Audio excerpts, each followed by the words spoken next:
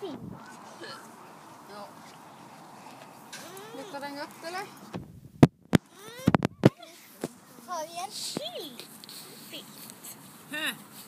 Vadå? En får lite ta. Jo! Nej, gå upp med den. Du får hämta en annan. Nej, jag skojar Matilda. Lägg ut den.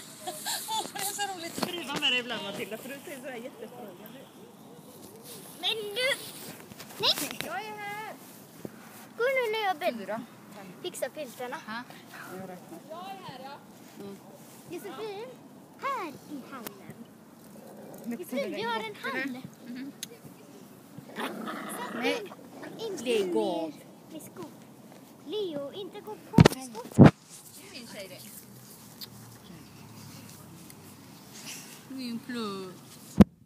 Hon var en liten jävla hon flög på mig samma. Så. Första hon gjorde.